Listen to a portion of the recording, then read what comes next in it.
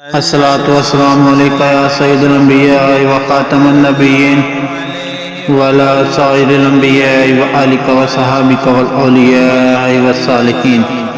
انسان کی ہر دعا ہر حال میں کن کا درجہ رکھتی ہے، بس بات یہ ہے کہ بعض اوقات دعائیں جیت جاتی ہیں اور بعض اوقات انسان دعائیں ہماری خواہش سے بھی زیادہ درجے کی حاصل۔ بس انسان ایسے ہیں کہ غلام ہو کر بھی مالک سے اپنی مرضی کا نتیجہ چاہتے ہیں۔ اپنے رب کی یاد رکھیں، دل کو تسلی دیں، جس سے مانگ رہے ہیں وہ کبھی مایوس نہیں کرے گا۔ اللہ رب العزت سے دعا ہے کہ اللہ رب العزت آپ کو ایمان ہدایت کے نور سے منور اور صحت تندرستی خیر و عافیت نیکیوں بری خوشگوار زندگی عطا فرمائے۔ اللہ آپ کی تمام نیک جائز دلی حاجات خواہشات پہ کن فیکون فرمائے، آمین۔ ہر کسی کی نعمتیں بھی الگ ہیں، ہر کسی کی آزمائش بھی الگ ہے، ہر کسی کی کہانی بھی الگ ہے اور ہر سبق بھی الگ ہے۔ کبھی کسی کو دیکھ کر یہ مت سوچیں کہ آپ محروم ہیں، آپ پر بھی آپ کے رب کی بہت سی عطا ہے۔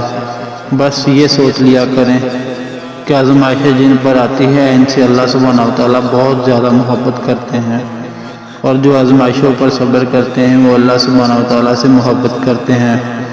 ہمارے جتنے بھی نبی پیغمبر گزرے ہیں ان پر کتنی تکلیفیں آئیں، کیا وہ کہیں اللہ ہم سے محبت نہیں کرتے؟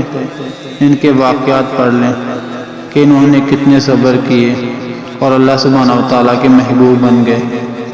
جو آزمائشوں پر صبر کرتے ہیں وہ اللہ سبحانہ وتعالیٰ کے محبوب بن جاتے ہیں۔ ہر حال میں دل کا سہارا صرف اللہ سبحانہ وتعالیٰ کو بنائیں، کیونکہ جب راستے بند ہوتے ہیں تبھی رب دروازے کھولتا ہے۔ جب بھروسہ انسانوں پر ہو وہ ٹوٹ جاتا ہے، اور جو بھروسہ اللہ سبحانہ وتعالیٰ پر ہو وہ کبھی رائے گاہ نہیں جاتا۔ بس صبر کے ساتھ یقین رکھیں، اللہ سبحانہ وتعالیٰ وہ سب سن رہا ہے جو تو دل خاموشی سے کہہ رہا ہے۔ ایسا کبھی نہیں ہوتا کہ اللہ سبحانہ وتعالیٰ کوئی چیز تم سے لے اور اس کے بدلے تمہیں بہتر چیز سے نہ نوازے، اور یہ بھی نہیں ہو سکتا کہ جو اس نے تم سے لیا ہے اس سے ہی تمہارے حق میں بہتر بنا کر تمہیں واپس دے دے۔ اس کی حکمتیں، اس کی مصالحتیں تم نہیں سمجھ سکتے، لیکن وہ تمہاری تکلیف سے خوب واقف ہے۔ وہ بس آزماتا ہے کہ میرا بندہ میری محبت کے لیے کس حد تک جاتا ہے۔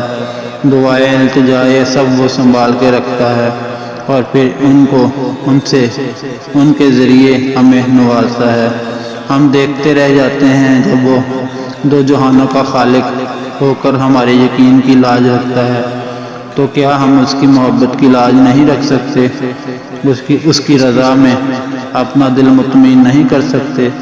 جب وہ ہمارے لاڈ اٹھاتا ہے تو کیا ہم اس کے ایک حکم پہ سر نہیں جھکا سکتے؟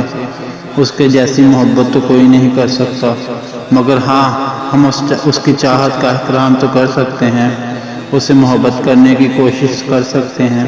تو پھر کیوں نہ اب اس کے حکم کا انتظار کیا جائے اور اب اس سے محبت کی جائے جس کی محبت قربان ہم پر۔ یہ تو کیا ہوا اگر وہ ایک پھول تمہیں نہ مل سکا، ہو سکتا ہے سارا باغ تیرا مقدر ہو، کیونکہ میرے رب کو دل خوب مطمئن کرنے آتے ہیں۔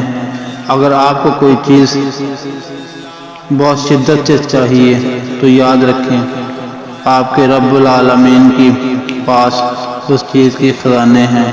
انسان چاہتے ہیں، محبت چاہتے ہیں، نجات چاہتے ہیں، خواہشات چاہتے ہیں، اولاد چاہتے ہیں، بیماری سے نجات چاہتے ہیں، کچھ بھی چاہتے ہیں۔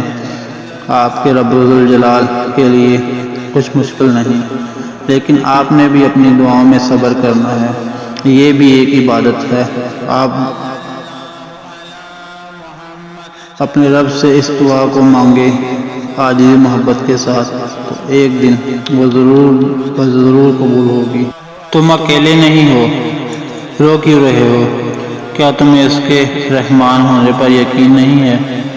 کیوں بے بسی چھائی ہوئی ہے؟ کیوں تم امید چھوڑ بیٹھے ہو؟